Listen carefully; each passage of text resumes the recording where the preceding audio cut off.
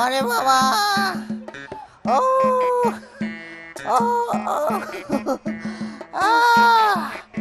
ওরে বাবা, ম্যাডাম খবর হয়ে গেছে ম্যাডাম। সব দোষ আমার আব্বার। আমার আব্বা আমারে কইলো, আবার রনি ঢাকা শহরে যাচ্ছ, সাবধানে, হঠাৎ করে যদি সামনে ট্রাক কিংবা বাস চলে আসে তুমি মাঝখানে শুয়ে পড়বা। উপর দিয়ে ট্রাক চলে যাবে, দুই পাশে দুই চাকা, তুমি মাঝখানে নিরাপদে থাকবা। এইটাই হলো বুদ্ধি। কিন্তু আব্বা সিএনজির কথা কয় নাই, মাঝখানের চাকা গায়ের উপর উঠে গেছে। যাই হোক, মোটামুটি এখন একটু ভালো।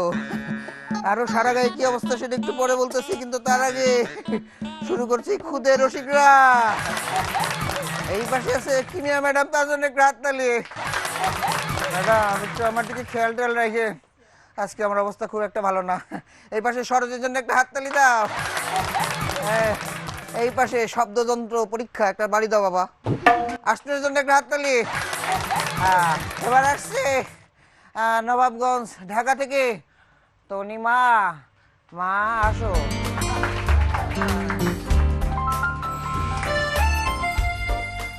আমাদের রনি ভাইয়ার ঘোড়া চুরি হয়েছে। রনি ভাইয়া তো কেঁদেই চলেছে। কিছুক্ষণ পর রনি ভাই ভাবলো, ভাগ্যিস ঘোড়ার উপর আমি ছিলাম না, তাহলে ঘোড়ার সাথে সাথে আমিও তো চুরি হয়ে যেতাম। একদিন রাস্তায় একটা পুলিশ চোরকে ধরে বলল, এর আগে নিশ্চয়ই অনেকবার জেল খেটেছিস? না হুজুর, বিশ্বাস করেন এর আগে কোনো দিনও জেল খাটি নাই। এত কান্নাকাটি কি আছে, চল নিয়ে যাই। রনি ভাইয়া নতুন বাইক কিনেছে, তো আমি জিজ্ঞেস করলাম, কি রনি ভাইয়া নতুন বাইক কিনলে মিষ্টি খাওয়াবে না? রনি ভাইয়া মিষ্টি নিয়ে এলো বাইক বিক্রি করে। রনি ভাইয়া ছাদের পানির ট্যাঙ্কি পরিষ্কার করার সময় দেখলো একটা কাক ছাদে বসে আছে। তখন রনি ভাইয়া রেগে মেগে ছাদ থেকে নেমে মইটা সরিয়ে রেখে বলল, দেখি কাক, এবার তুই নিচে নামিস কি করে? একবার রনি ভাইয়ার দাদা খুব অসুস্থ হয়ে পড়লো, কোনো ডাক্তারি কাজ হলো না। শেষমেশ তাকে একটা ওঝা বৌদ্ধর কাছে নিয়ে যাওয়া হলো। ওঝা তো অনেকক্ষণ দেখে বলল, তোর ওপর পেতনির ছায়া পড়েছে। তখন রনি ভাই দাদা বলল, খবরদার আমার বউকে নিয়ে কোনো কথা বলবেন না।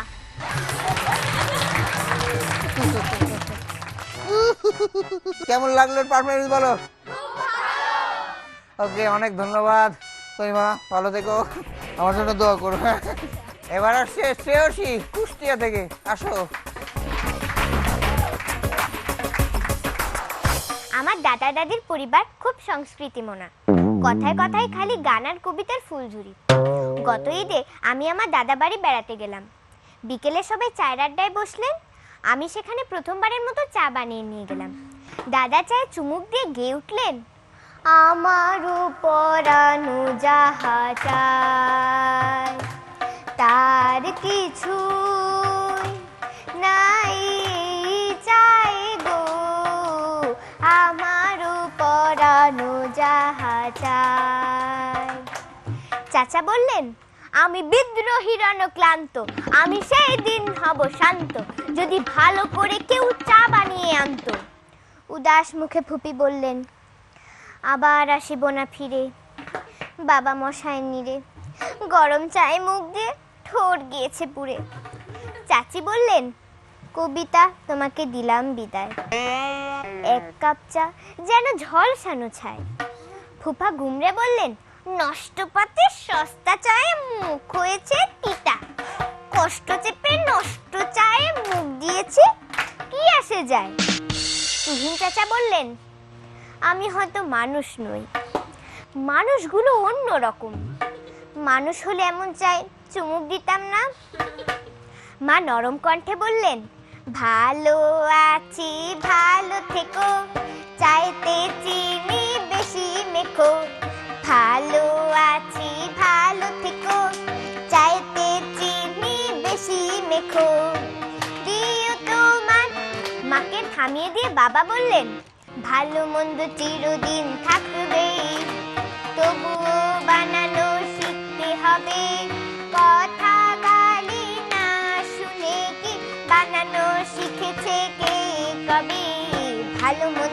এতদিন থাকবেই।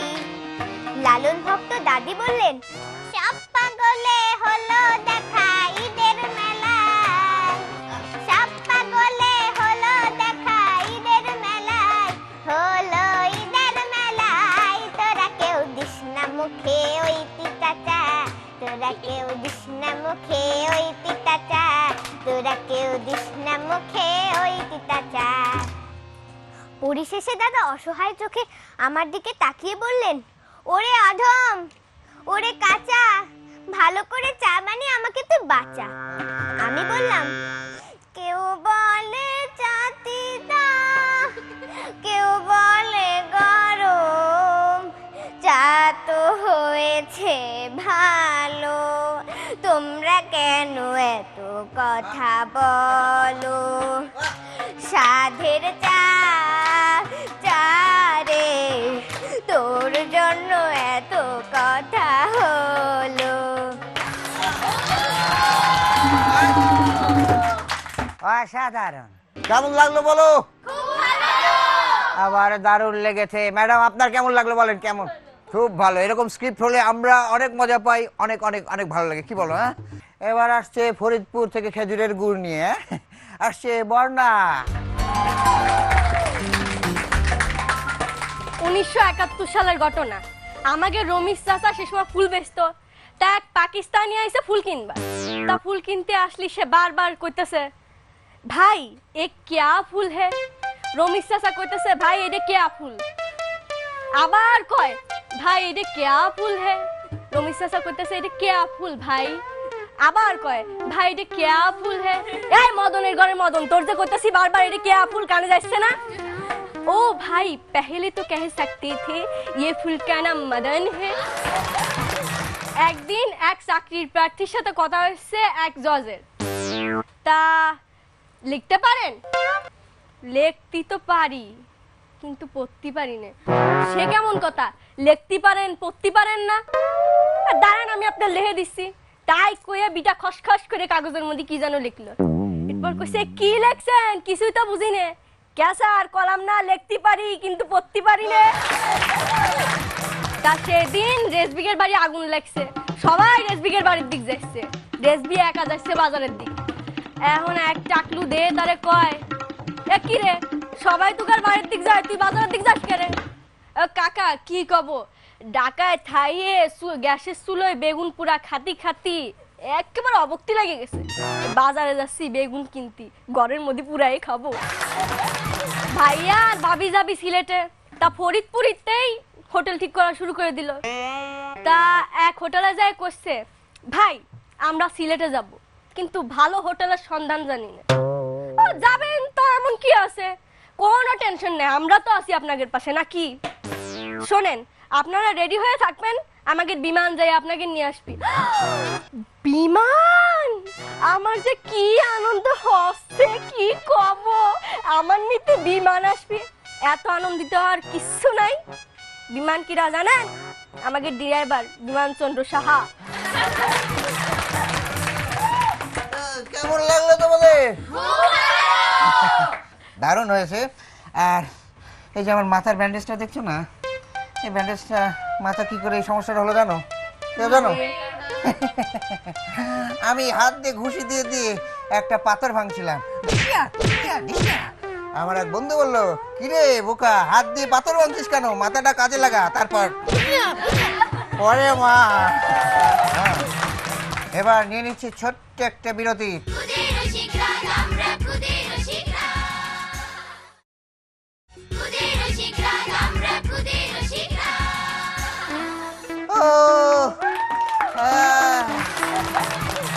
বিরতির পর আবার ফিরে আসলাম।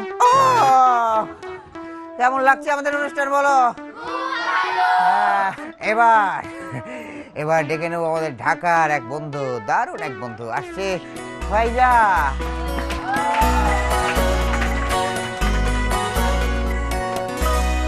কিছুদিন আগে স্কুলের ছুটিতে গ্রামের বাড়ি গিয়েছিলাম। মামার বাড়ি চাচার বাড়ি ঘুরে ওখানে রথের মেলাতে দারুণ মজা করেছি। মামা মামার বাড়ির রথের মেলায় দেখেছিলাম রং উৎসব, সেই খুশিতে হাসিতে মন ধরে না, সেই খুশিতে হাসিতে মন ধরে না। ডাইনে আমার চাচার বাড়ি, বাইরের দিকে বিশাল হাট, সেই হাটেতে এত লোকার ধরে না, সেই খুশিতে হাসিতে মন ধরে না।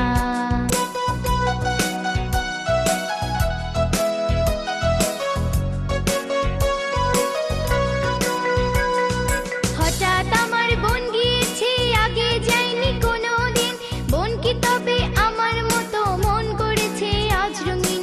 হঠাৎ আমার বোন গিয়েছে, আগে যায়নি কোনোদিন, বোন কি তবে আমার মতো মন করেছে আজ রঙিন।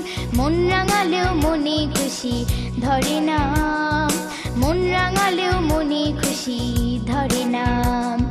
ডাইনে আমার চাচার বাড়ি, বাইরের দিকে বিশাল হাট, সেই হাটেতে এত লোকার ধরে না, সেই খুশিতে হাসিতে মন ধরে না।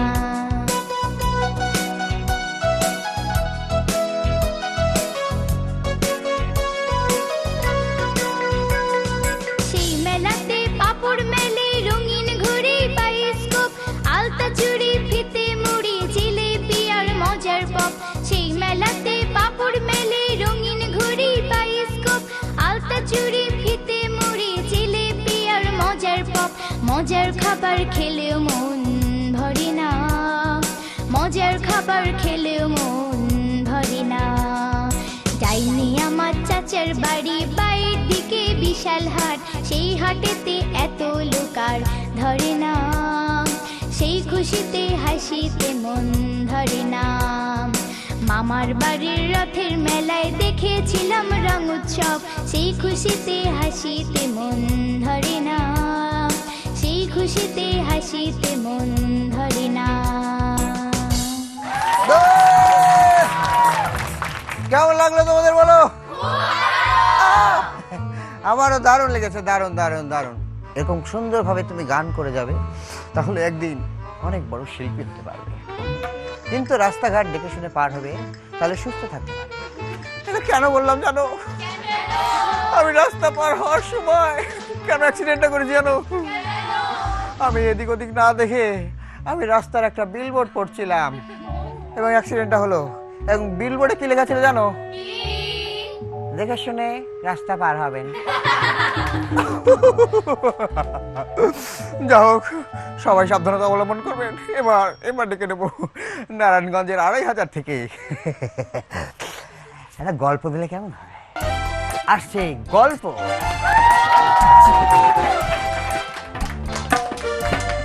ক্লাসে 5 বয় রাজু ক্লাসে ঢুকেই ঘুমিয়ে পড়লো। তো আমি স্যার রাজুকে জিজ্ঞাসা করলেন, এই তুমি ঘুমাচ্ছ কেন? আমাকে আমার মতো থাকতে দিন। এমন করলে তুমি কিন্তু আর প্রথম হতে পারবে না। আমি নিজেকে নিজের মতো গুছিয়ে নিয়েছি। এমন করলে তুমি কিন্তু গণিতে এবারও 100তে 100 পাবে না। যেটা ছিল না সেটা না পাওয়াই থাক, সব পেলে নষ্ট জীবন। তুমি কি ক্লাসে মন দিবে না? আমি যেমনই আছি তেমনই রব, ঠিক হব না গো। একদিন পাইক একটি বোতল নিয়ে দোকানে গিয়ে বলল, আঙ্কেল আঙ্কেল বোতলে করে আমাকে 1 লিটার আটা দিন না। আহা পাইক, আটা কি লিটারে দেয়? বলো, আঙ্কেল আঙ্কেল আমাকে 1 কেজি আটা দিন না। আঙ্কেল আঙ্কেল বোতলে করে আমাকে 1 কেজি আটা দিন না। আহা পাইক, তুমি বুঝতে পারছো না। এক কাজ করো, তুমি আমার জায়গায় আসো, আমি তোমার জায়গায় আসি, তাহলে তুমি বিষয়টি বুঝতে পারবে। আঙ্কেল আঙ্কেল আমাকে 1 কেজি আটা দিন না। এরপর পাইক কি বললো জানো বন্ধুরা? কি বললো? বোতলটা দিন, দিয়ে দিচ্ছি। আমার ছোট চাচু এত কঞ্জুস, এত কঞ্জুস, এত কঞ্জুস যে আমাকে একদিন রাস্তায় পেয়ে বলল, তো কি গল্প, কেমন আছো? আমি বললাম, চাচু ভালোই আছি। তো তুমি কি কেক খাবে? আমি বললাম, হ্যাঁ দিতে পারে। তুমি কি লজেন্স খাবে? আমি বললাম, তাও খেতে পারি। তুমি কি জুস খাবে? আমি বললাম, হ্যাঁ তাও খেতে পারি। তাহলে যাও, বাসায় গিয়ে মায়ের কাছ থেকে টাকা এনে দোকান থেকে এগুলো কিনে মজা করে খাও। খুদে রসিকরাজের স্ট্রিপ লেখা শেষ, স্টাপলার প্রিন্ট করতে হবে। আমি আপুকে বললাম, আপু আপু একটু স্টাপলার প্রিন্টটা দাও না, কিন্তু আপু আমাকে কিছুতেই স্টাপলার প্রিন্টটা দিল না। তাই আমি বললাম, শুনো আপু, যখন আমি এই খুদে রসিকরাজ করতে করতে অনেক বড় কমেডি স্টার হয়ে যাব, তুমি তখন কি বলবে জানো? এই গল্প শুন না, এই গল্প, বান্ধবীটা দাঁড়িয়ে আছে, একটা অটোগ্রাফ দে না, এই গল্প। ওরে বাবা, কেমন লাগলো তোমাদের? দারুণ। ইসরে, সেই যে 3 চাকার সিএনজি, ওটা যদি জায়গা মতো ব্রেক করতো তাহলে কিন্তু এই অবস্থা হতো না, তাই না? এই জন্য সিস্টেমটা ঠিক রাখার জন্য নিয়ে নিচ্ছি খুদে রসিকরাজ একটা ব্রেক।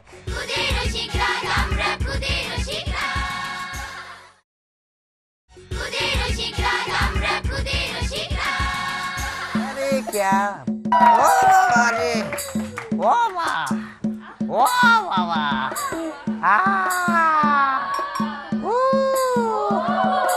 আসছে ঢাকা থেকে শাহেরিন।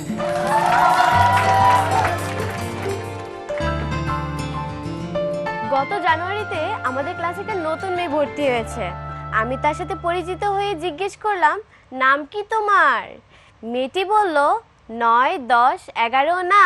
বলো তো বন্ধুরা, মেয়েটার নাম কি?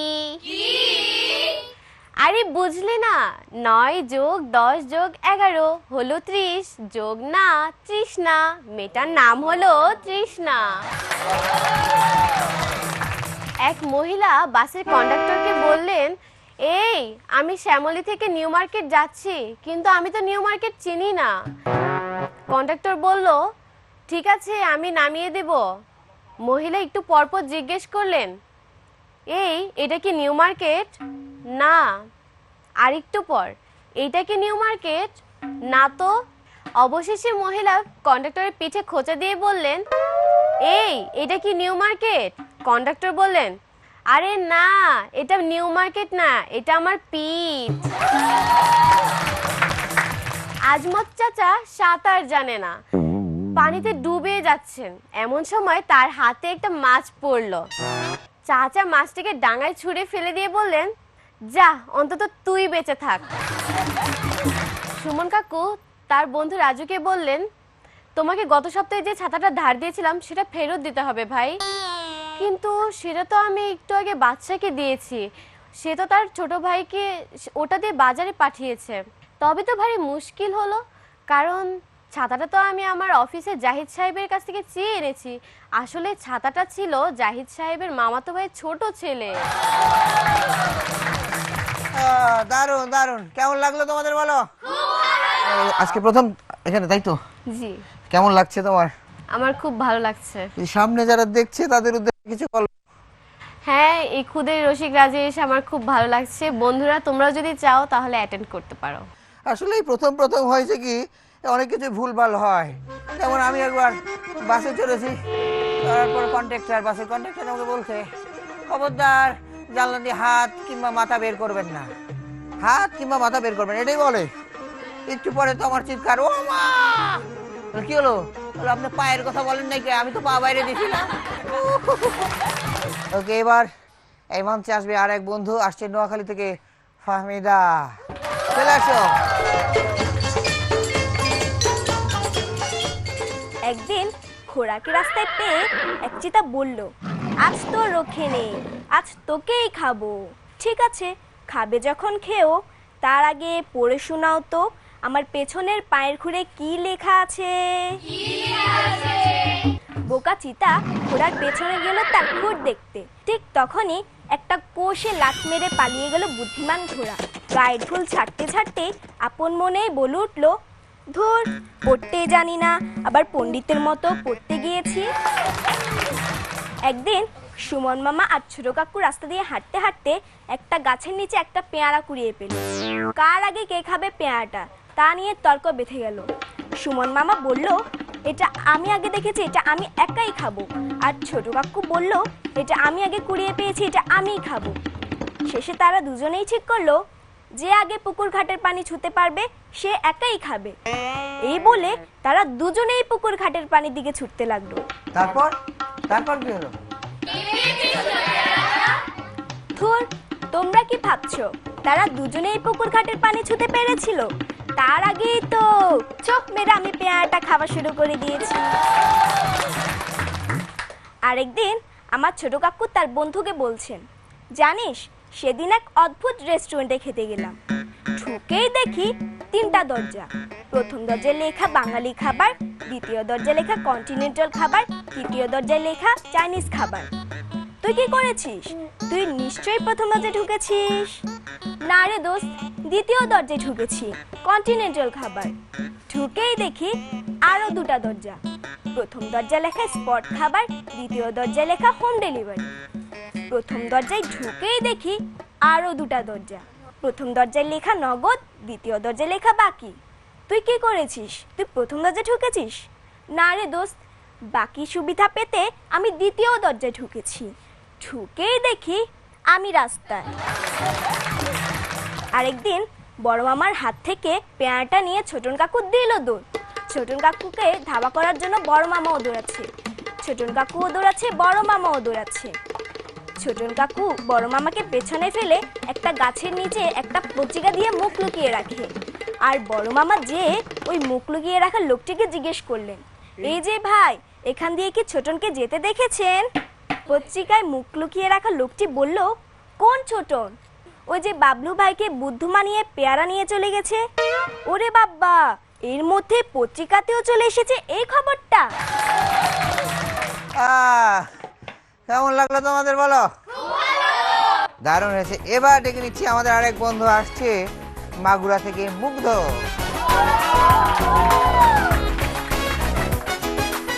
আমাদের আশেপাশের কিছু মানুষ আমাদের এই দেশটাকে নিয়ে খুবই হতাশ, কিন্তু আমার কাছে মনে হয় আমাদের এই দেশটা খুবই সুন্দর। মিলেমিশে কত সুখেই না আছি আমরা। কত সুখে আছি সবাই, এই সুখের কোনো শেষ। এই দেশটা গর্ব আমরা, সুখী সোনার বাংলাদেশ।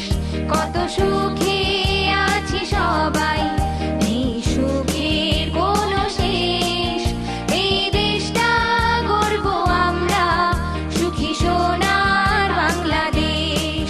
সুখী সোনার বাংলাদেশ, সুখী সোনার বাংলাদেশ।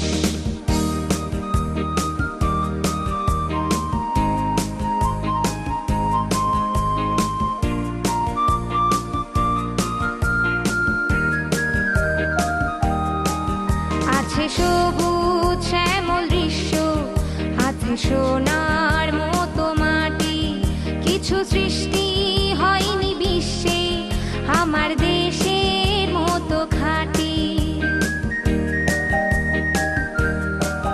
আছে সবুজ শ্যামল দৃশ্য, আছে সোনার মতো মাটি।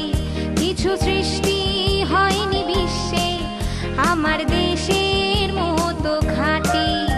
এই দৃশ্য কত সুন্দর, নেই তো মায়ার কোনো শেষ।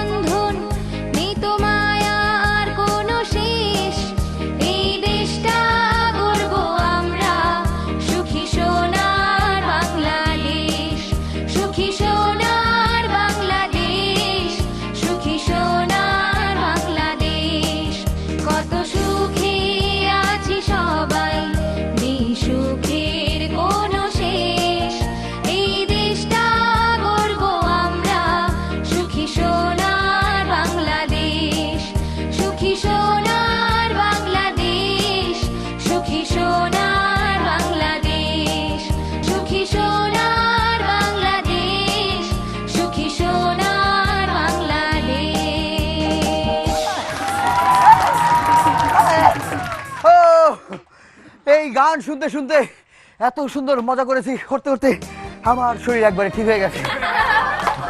আবার আসবো, অনেক মজা হবে, অনেক আনন্দ হবে, তোমরা দেখতে থাকো সবার প্রিয় অনুষ্ঠান খুদের রসিকরা।